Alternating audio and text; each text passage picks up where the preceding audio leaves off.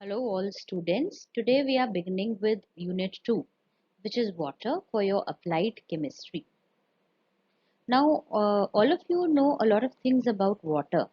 For example, Earth is known as the blue planet. So 75% of the Earth is covered with water, and water is present in all animals and plants, and it is present in all the three states: solid state, liquid state, and water vapor state. And out of these, rainwater is the purest form of water. And water is also known as a universal solvent, right? तो क्या आप बता सकते हैं water को हम universal solvent क्यों कहते हैं?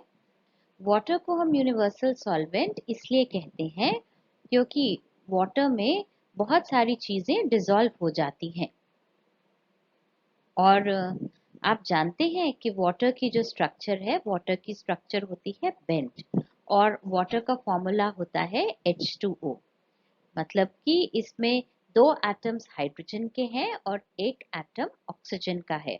सो वाटर में हाइड्रोजन और ऑक्सीजन का रेशो है 2:1, which is fixed, and water is a compound जो बनता है chemical reaction of two elements के, hydrogen and oxygen in the ratio 2:1। अब पानी में जो बॉन्ड है वो कोवेलेंट बॉन्ड है। ऑक्सीजन और हाइड्रोजन के बीच सिंगल कोवेलेंट बॉन्ड होता है। और लास्ट टाइम हम पढ़ रहे थे इस बॉन्ड की प्रकृति कैसी होती है। ये बॉन्ड, क्योंकि ऑक्सीजन जो है ज्यादा इलेक्ट्रोनेगेटिव है हाइड्रोजन से, इसलिए ये जो प्रकृति है वाटर में, ये बॉन्ड की, ये है पोलर कोवेलेंट बॉन्ड। तो वाटर जो है एक पोलर मॉलिक्यूल होता है जिसमें हाइड्रोजन आबंध बनता है।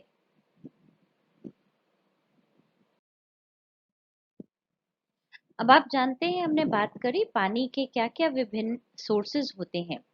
सरफेस पे आपको ये वाटर मिल सकता है in the form of, surface पे आपको ये वाटर मिल सकता है in the form of river water, then you have water in lakes and you have water in springs and well water। इनमें से सबसे शुद्ध प्रकार कौन सा है पानी का? सबसे शुद्ध प्रकार पानी का है rain water. The purest form of water is rain water. और जब ये पानी बहुत जगह से बहकर आता है तो इसमें विभिन्न प्रकार की अशुद्धियां हो जाती हैं। जैसे कुछ होती हैं आपकी cationic impurities, calcium and magnesium की तरह। कुछ होती हैं आपकी एनोनिक इम्प्योरिटीज, जैसे बाइकार्बोनेट्स, कार्बोनेट्स। कुछ होती है पानी में डिजोल्व सिल्ट, मड, डर्ट और बाकी सस्पेंडेड इम्प्योरिटीज। और कुछ घुलनशील गैसें जैसे कार्बन डाइऑक्साइड, अमोनिया, ऑक्सीजन आदि। इसके अलावा पानी में बहुत सारे माइक्रोब्स, माइक्रो ऑर्गेनिजम्स या पैथोजेंस भी पाए जाते हैं। तो कभी कभी आपने देखा होगा कि जैसे आप कहीं जाते हैं घूमने, स्पेशली हिल स्टेशंस पे, तो आप पानी में हाथ धोने के लिए जब साबुन का प्रयोग करते हैं और झाग लगाते हैं, तो पानी में झाग नहीं बनता। बहुत सारा साबुन आप मलते हैं किंतु पानी में झाग नहीं बनता है। तो इस पानी में जिसमें आसानी से झाग नहीं बनता है, लादर फॉर्मेशन नहीं होता है, इस वाटर को आप कहते हैं, this is called as hard water. ठीक है? और ये पानी में जो हार्डनेस है, ये कैल्शियम और मैग्नीशियम के क्लोराइड्स, सल्फेट्स और बाइकार्बोनेट्स की वजह से होती है। तो hard water is the water which does not lather, LATHER, जो आसानी से पानी के साथ झाग नहीं बनाता है, that is known as hard water. और ये हार्डनेस किन केमिकल्स की वजह से है? ये हार्डनेस है आपकी कैल्शियम और मैग्नीशियम के बाइकार्बोनेट्स, क्लोराइड्स और सल्फेट्स की वजह से। अब आइए देखें हम कि सो आप बार बार हाथ धो रहे हैं और आसानी से झाग नहीं बन रहा है, तो इस पानी को आप क्या कहेंगे? This water is known as hard water. So hard water does not lather easily with soap, number one. और दूसरी चीज क्या है? दूसरी चीज है कि इसमें कौन से डिजोल्व सॉल्ट्स हैं? बाइकार्बोनेट्स, क्लोराइड या सल्फेट, किसके? कैल्शियम या मैग्नीशियम के इसमें उपस्थित होते हैं। अब सॉफ्ट वाटर में क्या है? सॉफ्ट वाटर है जिसमें आसानी से झाग बन जाए और उसमें कैल्शियम और मैग्नीशियम के हार्डनेस कॉजिंग सॉल्ट्स उपस्थित ना हो। This water is called as soft water. Okay, तो हार्डनेस क्या प्रॉपर्टी है? हार्डनेस वो प्रॉपर्टी है जो प्रिवेंट करती है लैदर फॉर्मेशन ऑफ सोप। तो साबुन का क्या काम है? साबुन का काम है कि पानी से क्रिया करके गंदगी, मिट्टी या मैल हटाना। पर साबुन अपना कार्य भूल के इन सॉल्ट से रिएक्ट करता है और झाग नहीं बनने देता। तो हार्डनेस, पानी में हार्डनेस दो प्रकार की होती है। एक होती है टेम्पररी हार्डनेस और एक होती है परमानेंट हार्डनेस। टेम्पररी हार्डनेस को हम कार्बोनेट हार्डनेस भी कहते हैं और परमानेंट हार्डनेस को हम नॉन कार्बोनेट हार्डनेस कहते हैं। आइए देखें टेम्पररी हार्डनेस किसकी वजह से होती है। टेम्पररी हार्डनेस आपकी होती है due to presence of dissolved bicarbonates of calcium and magnesium. ठीक है, तो यदि पानी में उपस्थित होगा कैल्शियम बाइकार्बोनेट या मैग्नीशियम बाइकार्बोनेट, इनके फॉर्मूले देखिए। कैल्शियम बाइकार्बोनेट है CaHCO3 होल ट्वाइस और मैग्नीशियम कार्बोनेट है Mg ब्रैकेट में HCO3 होल ट्वाइस। ठीक है, इन दोनों की वजह से, इन दोनों, यदि ये केमिकल्स उपस्थित हो पानी में तो पानी में हार्डनेस कैसा होगा? पानी में हार्डनेस होगा आपका टेम्पररी हार्डनेस। ठीक है, टेम्पररी हार्डनेस को आप बहुत आसानी से पानी को उबाल के इसको रिमूव कर सकते हैं। देखिए रिएक्शन देखिए, कैल्शियम बाइकार्बोनेट को जब आप बॉईल करते हैं, कैल्शियम बाइकार्बोनेट कंटेनिंग वाटर को, तो कैल्शियम बाइकार्बोनेट किसमें परिवर्तित हो जाता है? CaCO3 में, कैल्शियम कार्बोनेट में। ये डाउनवर्ड एरो का क्या अर्थ है? इस डाउनवर्ड एरो का अर्थ है कि ये अघुलनशील है। दैट मीन्स एक प्रेसिपिटेट अवक्षेप बना है जो बाद में आप, जो नीचे बैठ जाएगा और उसको आसानी से आप छान के अलग कर सकते हैं।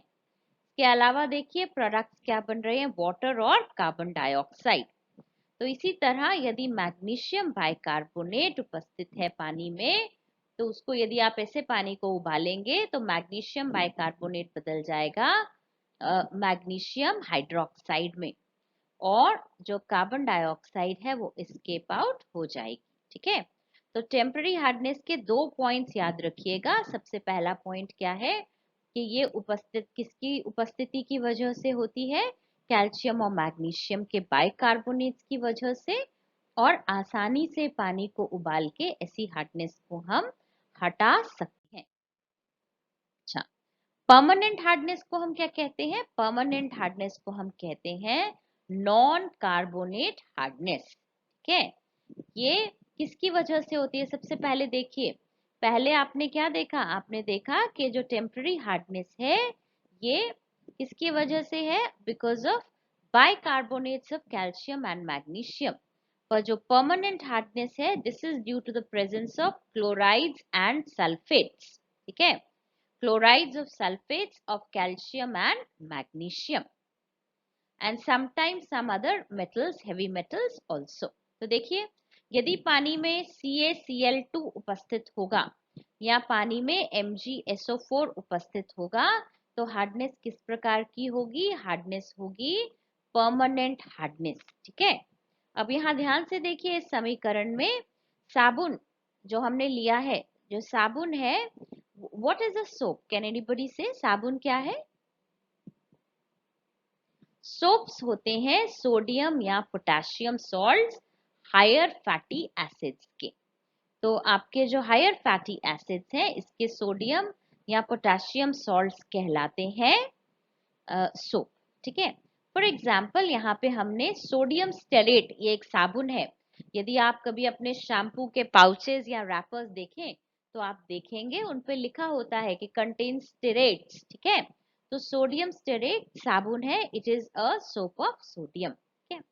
फॉर्मूला देखिए सोडियम स्टेरेट का, C17H35 COONA, ठीक है। इस साबुन का क्या कार्य है? इस साबुन का कार्य है कि आपके शरीर से या आपके कपड़ों से जो मिट्टी है उसको हटाए। पर यदि इसमें कुछ और केमिकल्स उपस्थित हैं, जैसे यहाँ क्या उपस्थित है, कैल्शियम क्लोराइड, तो साबुन अपना कार्य भूल के यहाँ पे क्या करता है, कैल्शियम से क्रिया करके एक स्टिकी सब्सटेंस बनाता है, एक स्कम या स्टिकी सब्सटेंस बनाता है। देखिए स्टिकी सब्सटेंस क्या बना है, स्टिकी सब्सटेंस बना है, सोडियम हट गया, ठीक है, इसमें से और क्या आ गया, कैल्शियम।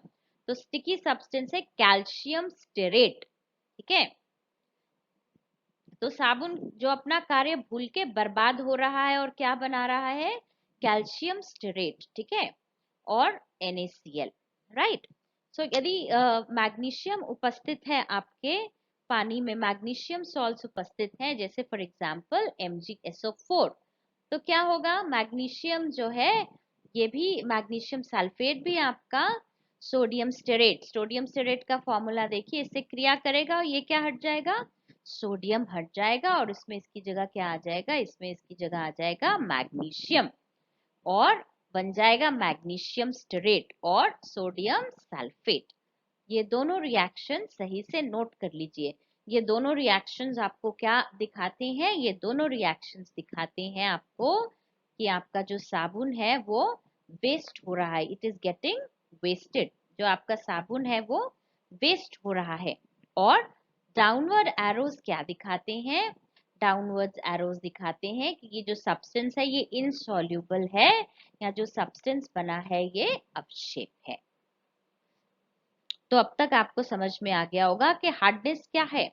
हार्डनेस है, hard water is water which does not leather, LATHER, जो आसानी से लैदर, ये आपका एक स्ट्रीम नहीं है leather, this is leather, hard water is water which will not leather easily with soap, जो आसानी से साबुन के साथ झाग नहीं बनाएगा। और हार्डनेस किन केमिकल्स की वजह से है, हार्डनेस आपकी है क्लोराइड्स, सल्फेट्स और bicarbonates of calcium and magnesium की वजह से। कठोरता या हार्डनेस दो प्रकार की होती है, टेम्पररी हार्डनेस और परमानेंट हार्डनेस। दोनों में क्या अंतर है, टेम्पररी हार्डनेस जो है it is because of bicarbonates of calcium and magnesium, और परमानेंट हार्डनेस जो है ये है because of sulphates of calcium and magnesium, okay. And temporary hardness आसानी से पानी को उबाल के हटाई जा सकती है, पर जो परमानेंट हार्डनेस है इसके लिए इसको पानी को उबाल के ये हार्डनेस को नहीं हटाया जा सकता, इसके लिए आपको कुछ स्पेशल केमिकल्स ऐड करने पड़ते हैं इस प्रकार की हार्डनेस को हटाने के लिए। चलिए आगे देखते हैं कि क्या क्या ड्रॉबैक्स हैं या डिसएडवांटेजेस हैं हार्ड वाटर के।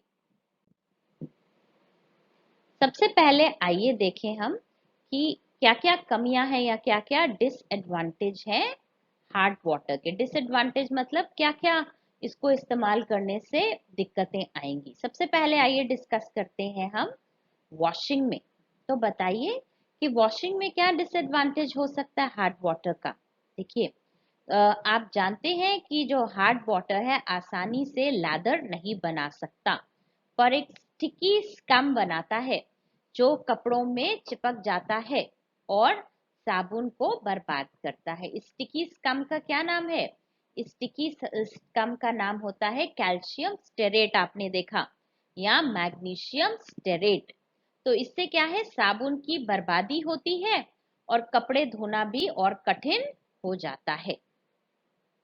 आइए आगे बढ़ते हैं, देखते हैं और क्या डिसएडवांटेज है हार्ड वाटर का। अब देखते हैं बेदिंग में, जब आप नहाते हैं तो जब पानी हार्ड है तो पानी में क्या होगा, आसानी से झाग नहीं बनेगी और एक चिपचिपा पदार्थ बनेगा, स्कम, है ना। ये आपकी त्वचा से चिपक जाएगा और आपकी त्वचा को ड्राई करेगा और ज्यादा नुकसान पहुंचाएगा, सूखी सूखी त्वचा हो जाएगी। के बाद आगे बढ़ते हैं, देखते हैं कि यदि आप हार्ड वाटर पिए तो इससे क्या डिसएडवांटेज होता है। यदि आप हार्ड वाटर पिए तो पॉसिबली हार्ड वाटर पीना हमारी बॉडी के लिए हार्मफुल है, क्योंकि संभावना है कि आपकी बॉडी में कैल्शियम ऑक्सलेट के क्रिस्टल बनेंगे। तो ये कैल्शियम ऑक्सलेट के क्रिस्टल्स क्या है? ये कैल्शियम ऑक्सलेट के क्रिस्टल्स होते हैं आपके स्टोन्स। तो बॉडी में स्टोन्स बनने की संभावना बढ़ जाती है यदि आप हार्ड वाटर पिए। ठीक है, इसीलिए हार्ड वाटर पीना बॉडी के लिए हार्मफुल है। आइए अगला डिसएडवांटेज देखें। कुकिंग में क्या डिसएडवांटेज है? ठीक है, कुकिंग में डिसएडवांटेज ये है कि देखिए, जब पानी में कुछ भी डिजोल्व होगा तो पानी का जो बॉइलिंग का टेम्परेचर है, बॉइलिंग का जो टेम्परेचर है, तापमान है बॉइलिंग का, वो टेम्परेचर जो है वो टेम्परेचर विल इंक्रीज, वो टेम्परेचर बढ़ जाएगा। और टेम्परेचर बढ़ने से कोई भी चीज जो आप बना रहे हैं उससे अधिक समय लगेगा। और यदि कुछ सॉल्ट्स उपस्थित हो तो संभावना है कि वो खाने के साथ रिएक्ट करके उसको कैसा टेस्ट देंगे? अनप्लेजेंट। तो आप खाना बना रहे हैं कि सब पसंद करेंगे, और क्योंकि पानी हार्ड है इसलिए क्या हो गया, किसी ने वो पसंद ही नहीं करा। जो भी आपने सॉल्ट्स डाले वो रिएक्ट कर गए हार्ड वाटर के सॉल्ट्स में, और खाने का टेस्ट हो गया अनप्लेजेंट या खराब।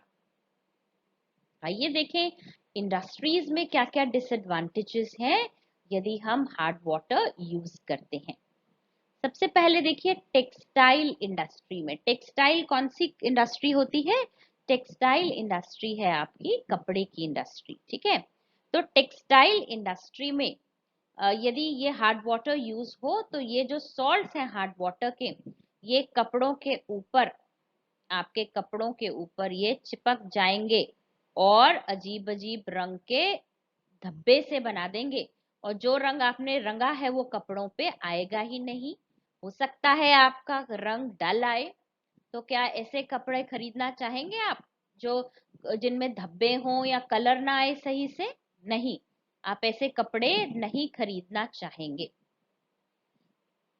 शुगर इंडस्ट्री में भी यदि चीनी बनाने में भी आप हार्ड वाटर यूज करते हैं तो हार्ड वाटर ऐसा करता है कि चीनी जो बनती है उसके क्रिस्टलीकरण में, आप देखते होंगे चीनी के छोटे छोटे क्रिस्टल्स होते हैं, तो इसके चीनी के क्रिस्टल्स बनाने में हार्ड वाटर करता है दिक्कत। ठीक है, और कभी कभी आप यदि कुछ चीनी खरीदते हैं वो कहते हैं अरे थोड़े सस्ते दाम की ले लीजिए, ये वाली चीनी ले लीजिए। तो कुछ समय जब पैकेट में वो चीनी रखी जाती है तो वो क्या करती है, मॉइस्चर हवा से वाटर वेपर या मॉइस्चर को कर लेती है एब्जॉर्ब। तो ऐसी गिलगिली चीनी भी हम उपयोग नहीं करना चाहेंगे। ठीक है, तो शुगर इंडस्ट्री में भी हार्ड वाटर जो है दिक्कतें उत्पन्न करता है। चलिए आगे देखिए डाइंग इंडस्ट्री। ये डाइंग इंडस्ट्री कौन सी इंडस्ट्री है? डाइंग इंडस्ट्री का अर्थ यहाँ ये नहीं है कि मर जाना। कोविड चल रहा है तो आप सोच रहे हैं कि ये कोई इंडस्ट्री है। डाइंग इंडस्ट्री का मतलब है रंगने की इंडस्ट्री। ठीक है, तो आपकी जो डाई है कलर के लिए, आप महंगी महंगी डाइज इस्तेमाल होती हैं कि कुछ कलर बहुत बढ़िया आए कपड़ों का, आपके कपड़े चमके। और ये हार्ड वाटर फिर क्या करता है डाइंग इंडस्ट्री में भी, इट मेक स्पॉट्स, फैब्रिक के ऊपर स्पॉट्स बना देता है। तो आप ऐसे डाइंग इंडस्ट्री के स्पॉटेड कपड़े नहीं खरीदना चाहेंगे। ठीक है, चलिए कागज आप खरीदते हैं तो आपको पेपर का फिनिश कैसा चाहिए होता है? कि आप स्मूथ पेपर चाहते हैं कि ऐसे डल सा पेपर? कोई कॉपी खरीदना चाहे बढ़िया तो आप कागज देखेंगे कि चमकदार हो, स्मूथ फिनिश हो। तो ये केमिकल्स, यदि हार्ड वाटर आप पेपर इंडस्ट्री में यूज करें तो केमिकल्स जो है पेपर से रिएक्ट करते हैं और पेपर जो है उसमें स्मूथ फिनिश नहीं आता, उसमें ये इंटरफेयर करते हैं। ठीक है, अब देखिए, और है फार्मास्यूटिकल इंडस्ट्री। फार्मास्यूटिकल इंडस्ट्री क्या है? दवाइयां बनाने की इंडस्ट्री। जैसे आप केमिस्ट पे जाते हैं तो आपने देखा होगा वहां पे लिखा होता है फार्मेसी।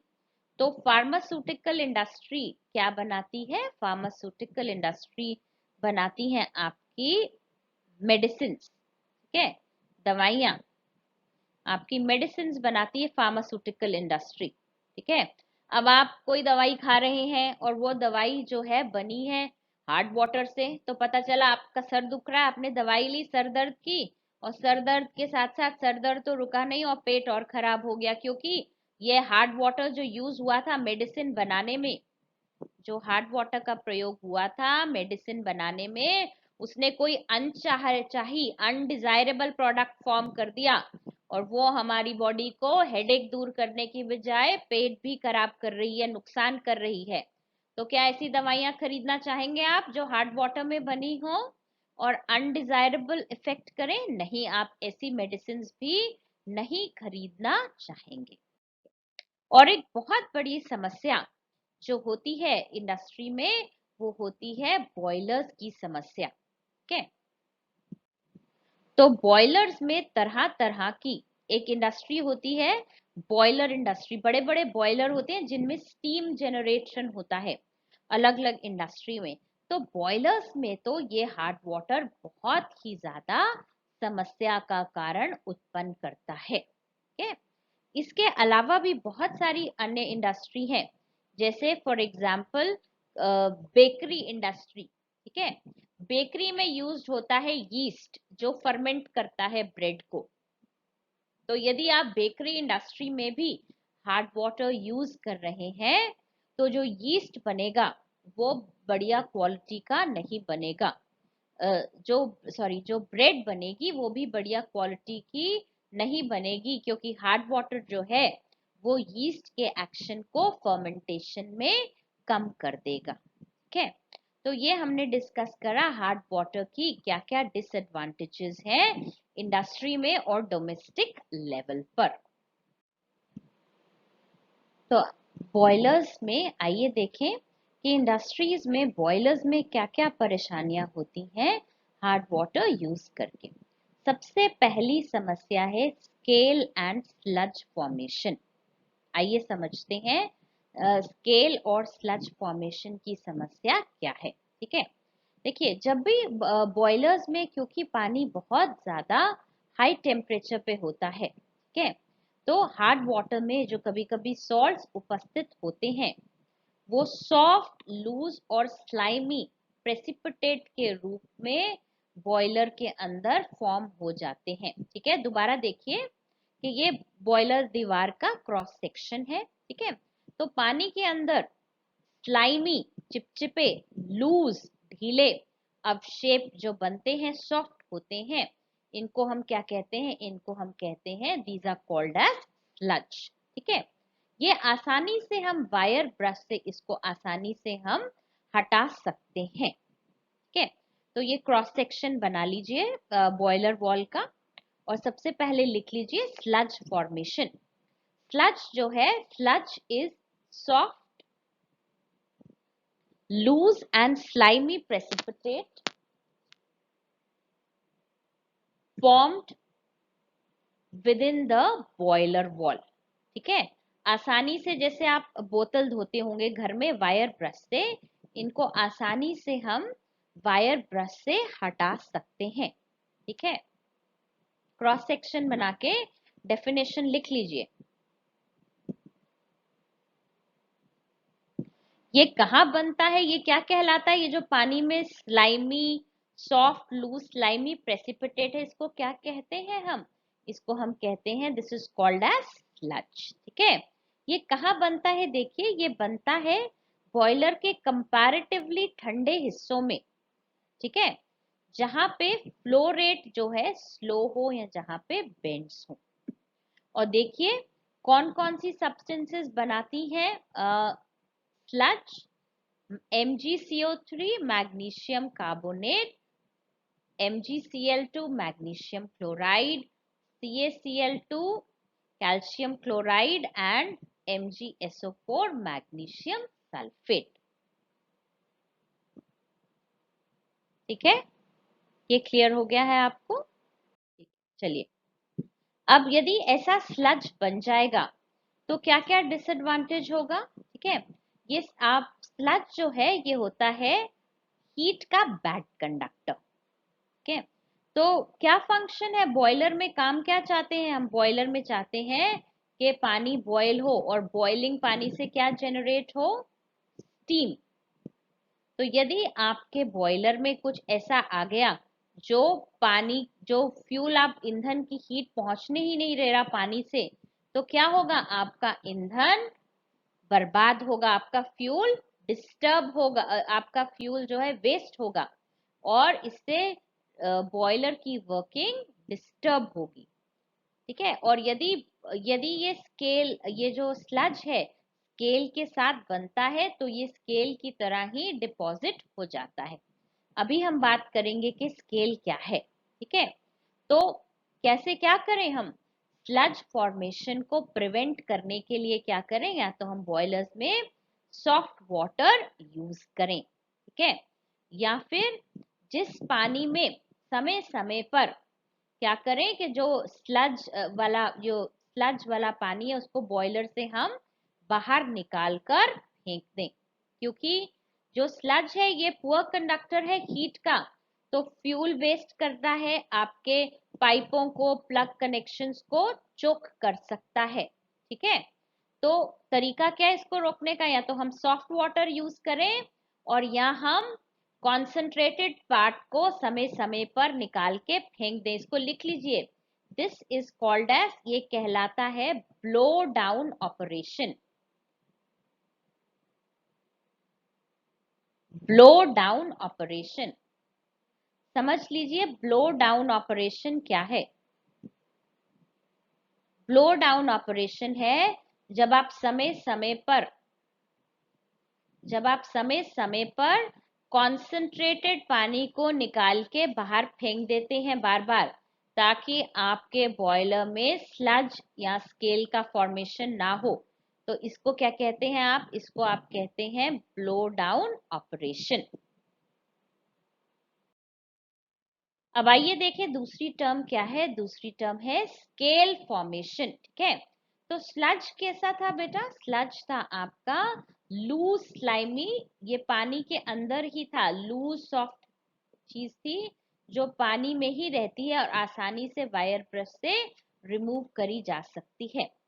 पर कभी कभी क्या होता है, फ्रीक्वेंटली यूज करके हार्ड वाटर एक बहुत ही स्टिकी सब्सटेंस जो बहुत मजबूती से चिपक जाता है बॉयलर की अंदर की दीवार पे, वो कहलाता है आपका, that is called as scale.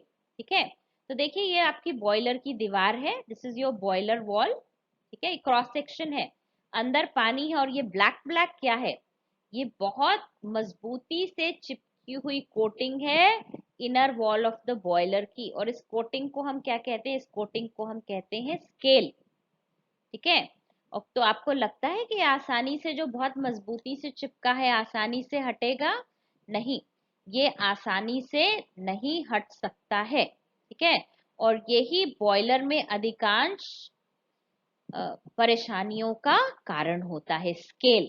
ठीक है, इसको बहुत मुश्किल से हथौड़े से और चिसल से खरोंच खरोंच के निकालना पड़ता है। जैसे स्केल्स जो बनते हैं वो कैल्शियम सल्फेट के हो सकते हैं, कैल्शियम कार्बोनेट के, मैग्नीशियम हाइड्रोक्साइड के भी स्केल्स बॉयलर में डिपॉजिट हो जाते हैं। तो स्केल्स की भी क्या डिसएडवांटेजेस हैं बॉयलर में, आप बताइए। ठीक है, देखिए यदि आपकी बॉयलर में कुछ ऐसा बन जाएगा जो हीट को ट्रांसफर ही नहीं होने देगा, तो क्या होगा? तो आपका फ्यूल वेस्ट होगा। ठीक है, आपका फ्यूल वेस्ट होगा और आपके बॉयलर की जो सेफ्टी है वो भी कम हो जाएगी। कभी भी आपका बॉयलर ओवर हीटिंग की वजह से सॉफ्ट हो जाएगी बॉयलर की दीवार, और बॉयलर जो है फट सकता है। और एक गड़बड़ ये रहेगी कि आपके बॉयलर की एफिशिएंसी भी कम हो जाएगी। योर बॉयलर की एफिशिएंसी भी कम हो जाएगी। देखिए ये कैसे स्केल बन रहा है, ये रिएक्शंस नोट करिए आप। कैल्शियम बाइकार्बोनेट का स्केल यदि आपके पानी में कैल्शियम बाइकार्बोनेट उपस्थित है तो क्या होगा, ये गर्म करने पर आपने ये टेम्पररी हार्डनेस की रिमूवल में भी रिएक्शन देखी है, ये परिवर्तित हो जाएगा CaCO3 में और ये स्केल की तरह बॉयलर के अंदर जमा हो जाएगा और ये स्केल बनता है आपका लो प्रेशर बॉयलर्स में। So calcium carbonate scale is formed in low pressure boilers. Okay, अच्छा, फिर देखिए एक और प्रकार का स्केल जो बनता है वो बनता है कैल्शियम सल्फेट का स्केल। कैल्शियम सल्फेट का स्केल बनता है हाई प्रेशर बॉयलर्स में। ठीक है, so calcium sulphate scale is formed in high pressure boilers. कुछ स्केल बनते हैं due to formation of magnesium hydroxide, ये बनते हैं आपके हाई टेम्परेचर बॉयलर्स में। देखिए मैग्नीशियम क्लोराइड किस प्रकार की कठोरता करता है ये, which type of hardness does magnesium chloride cause in water, magnesium chloride causes permanent hardness in water. So magnesium chloride reacts with water to form MgOH whole twice. Okay, so which is formed in high temperature boilers. और कभी कभी आपको calcium silicate और magnesium silicate के भी scales मिलते हैं पानी में। यदि आपके पानी में SiO2, क्या नाम है SiO2 का, क्या नाम है, सिलिका, यदि आपकी इसमें सिलिका उपस्थित हो तो आपके यहाँ पे कैल्शियम सिलिकेट और मैग्नीशियम सिलिकेट के स्केल्स भी आपको बॉयलर्स में मिलेंगे। ठीक है, तो अभी जैसे पहले बताया फ्यूल की वेस्टेज है, बॉयलर की एफिशिएंसी कम होगी और बॉयलर एक्सप्लोड हो जाएगा और रिस्क रहेगा एक्सीडेंट का यदि जाम हो जाएगा। ये तो देखिए जैसे आपकी हार्ट की आर्टरीज ब्लॉक हो जाती हैं, ठीक है, और यदि कोलेस्ट्रॉल जमा हो जाता है, जैसे आर्टरीज ब्लॉक हो जाती हैं खून की, हार्ट की आर्टरीज, वैसे ही यदि आपकी पाइप्स ब्लॉक हो जाएंगी तो इधर से स्टीम का प्रेशर रहेगा और वो प्रेशर डालेगी, यहाँ रास्ता बंद है तो क्या होगा, there will be an explosion, एक एक्सप्लोजन हो जाएगा। ठीक है, और कंडक्टिविटी कैसी होती है इनकी, पुअर होती है, इसलिए फ्यूल भी वेस्ट होता है। स्केल्स का रिमूवल देखिए कैसे होगा, स्क्रेपर से बहुत मुश्किल है, कभी कभी हम कुछ केमिकल्स डाल के भी स्केल्स को रिमूव कर सकते हैं, केमिकल जैसे EDTA। ये EDTA आप अपने सेकेंड प्रैक्टिकल के एक्सपेरिमेंट पे भी सुनेंगे, ध्यान से सुन लीजिए full form, ethylene diamine tetra acetic acid. इसका एक सॉल्ट होता है, सॉल्ट का नाम होता है इथाइलिन डाइअमीन टेट्रा एसिटेट। ठीक है, तो ये मेटल आयंस को क्या करता है, चिलेट कर लेता है, उनको पकड़ लेता है। कौन से मेटल आयंस हमें यहाँ से हटाने हैं, कैल्शियम और मैग्नीशियम के आयंस। और कभी कभी हम स्केल्स को हटा सकते हैं थर्मल शॉक देके, मतलब गरम कर दिया और एकदम से ठंडा कर दिया तो स्केल्स फट जाते हैं, they break open and then you can remove the scale. अब क्या करें, बहुत से तरीके हैं स्केल फॉर्मेशन को रोकने के। ठीक है, स्केल फॉर्मेशन को रोकने के लिए हम कर सकते हैं कंडीशनिंग बॉयलर की। ठीक है, एक होता है इंटरनल कंडीशनिंग और एक होता है एक्सटर्नल कंडीशनिंग। तो इंटरनल कंडीशनिंग में हम देखेंगे फॉस्फेट कंडीशनिंग, इसमें एक फॉस्फेट कंपाउंड डाल देते हैं। कार्बोनेट कंडीशनिंग में हम कार्बोनेट कंपाउंड डालते हैं। कैल्गन कंडीशनिंग में हम सोडियम हेक्सा मेटाफॉस्फेट डालते हैं। कोलॉइडल कंडीशनिंग में हम कुछ ऑर्गेनिक कंपाउंड डाल देते हैं जैसे टैनिन या अगर जेल। फिर सोडियम एल्यूमिनेट कंडीशनिंग से हम सिलिका हटा सकते हैं और एक और मेथड देखिए, कॉम्प्लेक्सोमेट्रिक मेथड, जिसमें हम EDTA डाल के स्केल्स को रिमूव करते हैं। देखिए, आइए देखें फॉस्फेट कंडीशनिंग में हम कैसे रिमूव करेंगे। ठीक है, फॉस्फेट कंडीशनिंग में हम डालते हैं सोडियम फॉस्फेट। तो ये जो स्केल कॉजिंग मटेरियल है, जैसे कैल्शियम क्लोराइड है, ये इससे क्रिया करके कैल्शियम फॉस्फेट बनाता है, और ये कैल्शियम फॉस्फेट के सॉल्ट्स आसानी से हटाए जा सकते हैं, क्योंकि ये बॉयलर की दीवार पे चिपक कर स्केल्स नहीं बनाते। ठीक है, अब इधर देखिए नेक्स्ट, कार्बोनेट कंडीशनिंग में। कार्बोनेट कंडीशनिंग में देखिए, जैसे कैल्शियम सल्फेट का स्केल बन गया बॉयलर में, इसमें हमने क्या डाला है, इसमें डाला है सोडियम कार्बोनेट। ठीक है, और इसमें क्या बन गया, कैल्शियम कार्बोनेट बन गया, जो इनसॉल्युबल है और थोड़ा सा आसानी से हटाया जा सकता है। नेक्स्ट देखिए, एक और इंपॉर्टेंट मेथड है कैल्गन कंडीशनिंग। इसमें हम कंपाउंड डालते हैं सोडियम हेक्सामेटाफॉस्फेट। का फॉर्मूला देखिए Na2, ये 2 नीचे आएगा, ठीक है, सबस्क्रिप्ट के रूप में Na2 Na4 PO3 नीचे आएगा होल 6। ठीक है, इसको डालते हैं तो ये क्या करता है, ये एक आयन बनाता है। थोड़ा सा ध्यान से देख लीजिए, यहाँ सही से नहीं आ पाया है।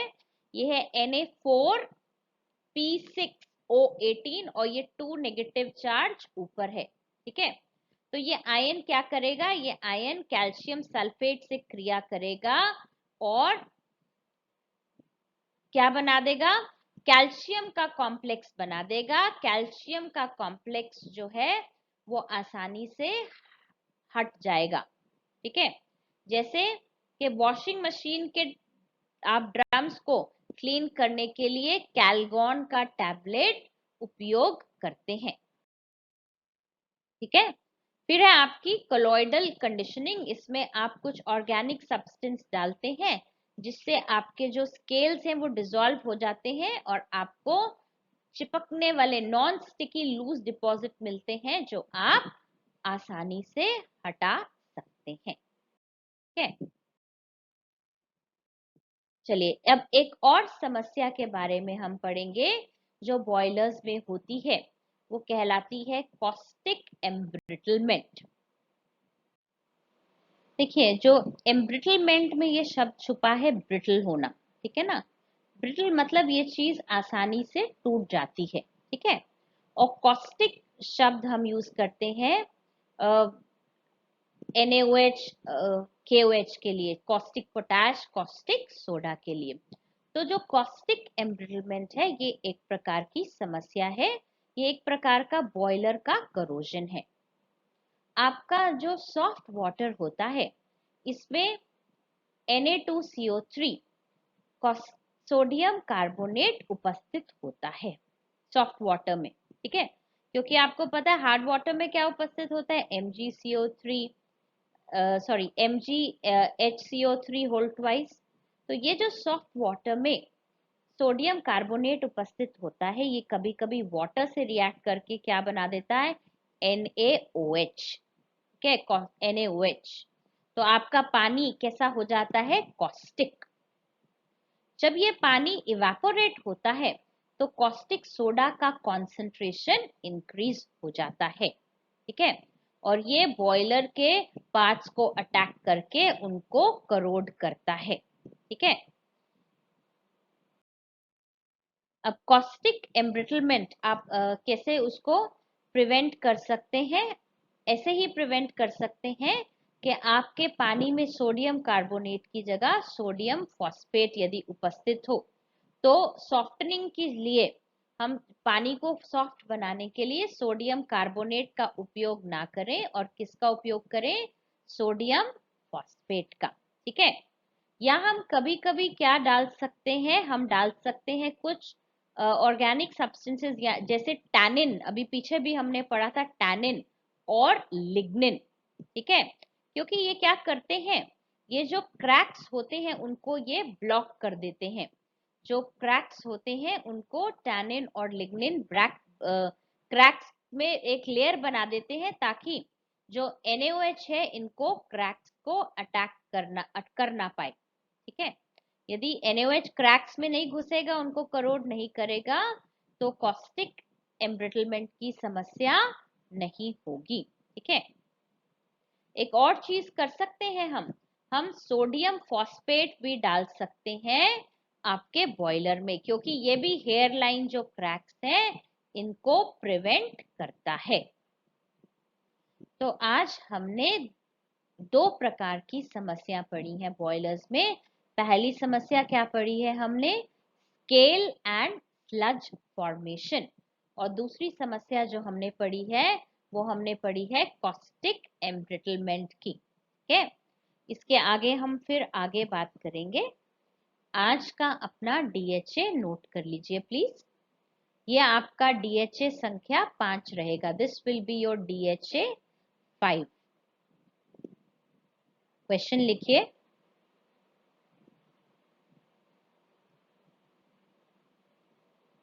Write two differences between scales and sludge and draw diagram also। तो आपको दो अंतर लिखते हैं स्केल में और स्लज में। ये जो बॉयलर में समस्या है सबसे पहले हमने पढ़ी है स्केल और स्लज फॉर्मेशन की समस्या। इसमें दो अंतर लिखने हैं आपको और डायग्राम की मदद से भी बताना है। बॉयलर की क्रॉस सेक्शन का डायग्राम बनाना है और बताना है कि स्केल और स्लज में क्या डिफरेंस था। तो आज की क्लास से हमने क्या सीखा? हमने आज की क्लास में सीखा कि जो हार्ड वाटर है वो आसानी से झाग नहीं देता है साबुन के साथ। और हार्डनेस क्या है? ये जो झाग बनाने की प्रॉपर्टी को दबाने की चीज है, which does not allow the leather formation. इसको, इस प्रॉपर्टी को हम कहते हैं हार्डनेस। हार्ड वाटर कितने प्रकार का है? हार्ड वाटर या हार्डनेस दो प्रकार की होती है, टेम्पररी हार्डनेस और परमानेंट हार्डनेस। ठीक है, टेम्पररी हार्डनेस को आप क्या कहते हैं? टेम्पररी हार्डनेस को आप कहते हैं कार्बोनेट हार्डनेस, और परमानेंट हार्डनेस को आप क्या कहते हैं? Non carbonate hardness. उसके बाद आज हमने कुछ समस्याएं या डिसएडवांटेजेस पढ़ी। क्या डिसएडवांटेजेस है डोमेस्टिक लेवल पे और इंडस्ट्री में हार्ड वाटर की। और उसके बाद हमने देखा कि बॉयलर इंडस्ट्री में दो मुख्य समस्याएं हमने डिस्कस करी, स्केल और स्लज फॉर्मेशन, और दूसरी करी है कॉस्टिक एम्ब्रिटलमेंट। ठीक है, तो आज के लिए इतना ही। अब नेक्स्ट क्लास में हम आगे बॉयलर की क्या क्या समस्याएं हैं वो कंटिन्यू करेंगे। Thank you.